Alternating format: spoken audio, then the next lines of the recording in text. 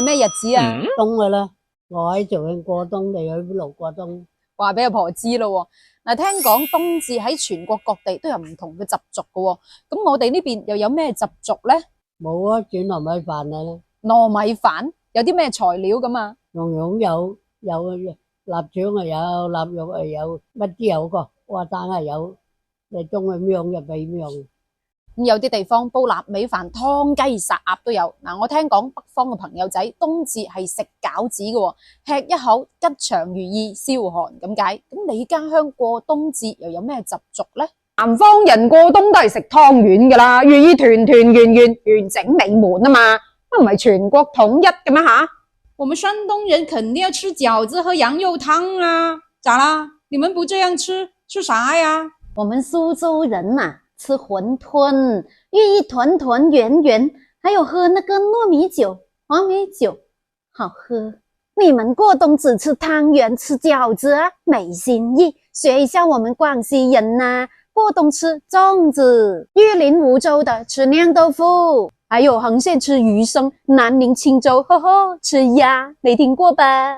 原來冬至嘅習俗真係唔係全國統一嘅，不過食乜嘢都唔緊要，最緊要係咩呢？一家人齊齊整整咁食餐飯啊嘛！開講都有話啦，冬大過年啦，冬大過年嘅意思即係話過冬嘅禮俗同過年差唔多，過冬就好似過年咁嗱，所以呢下可以睇得出廣東同廣西人係好重視冬至呢一個節日嘅。嗱，平時唔翻屋企唔緊要，但係如果喺今日冬至，仲要係禮拜，你都唔翻屋企嘅話，你阿媽可能會問候你啦。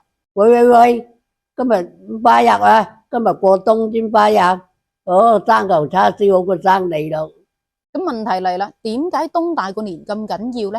嗱，冬至係24個節氣當中嘅第22個節氣，咁亦都係入冬之後嘅第4個節氣。唔單止係廣東，喺全國其他省份都有冬大過年呢個講法嘅。喺傳說皇帝制定嘅第一部曆法《黃帝曆》裏面就有提到啦，冬至大過年，以農曆嘅11月為正月，以冬至為歲首。照咁睇係先有冬至後有年，咁所以民間就有過冬等於過年，肥冬壽年嘅講法啦。古人經過觀測仲發現冬至呢一日嘅日頭係最短嘅，夜晚係好長嘅，係陰陽轉換嘅第一日。咁正所謂一陽來復，冬至陽生啊嘛，講嘅就係人生命力轉換嘅關鍵時刻，亦都係人類最脆弱嘅時刻。所以古人就認為喺呢一日要安然無恙，開開心心咁補充能量去度過呢一日冬至啦。所以喺漢朝嘅時候就已經有冬至呢個習慣噶啦，以冬至為冬節，咁官府就要舉辦啲祝賀嘅儀式，稱為賀冬。例行放假，軍隊待命，咁親朋戚友互相贈送美食，互相拜訪，互相祝賀。呢個就係古人嘅冬至啦。我仲聽過民間有個版本話冬至係特別凍嘅，係一年裏面最難過嘅一日。咁你知啦，舊陣時嘅人食唔飽着唔暖噶嘛，可以齊齊整整坐埋一齊度過呢一日，係一家人最大嘅心願。咁所以古人一定要過呢個節日，咁所以就有咗冬至，一直流傳至今啦。第二個話題嚟啦，咁今年冬至之後過年即係春節，會唔會凍呢？冬歸頭買枕被照紅牛，冬歸尾呢？冬歸尾買紅牛治枕被。古老講咧，就今年咧就冬歸頭買嗰枕被買隻紅牛，即係咁講啫，唔係話買枕被就買咗隻紅牛啦。叫天氣係咁講，買嗰枕被買咗隻紅牛，洗田。好暖，天氣暖。冬歸尾呢，冷得就賣嗰枕被買隻紅牛。咁今年會唔會凍呢？你覺得啊？你前個講過今年就暖，講開耕嘅時候，之前開耕時候就嚟到醞釀，即係開始耕田啦，春分時候啦。若果係凍嘅咧，就一直冷到之前開耕。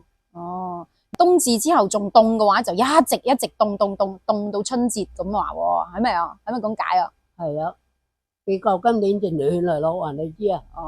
今年至到開耕先暖，比起前講。咁你家鄉有冇呢一種講法咧吓？過冬啊，日長一條葱。過年就日長一條線。日子長啲，就唔會話挨晚5點半就會天黑噶啦，就為之日子長，係咪啊？咁關於過年春節究竟凍唔凍？嗱，其實坊間仲流行一個方法叫做冬至數9日。咁究竟點數咧？又準唔準咧嚇？嗱，其實就係從冬至嗰日起，即係從今日開始，每數9日就為之第一個9，如此類推，一直數到第9個9，一共就有81日。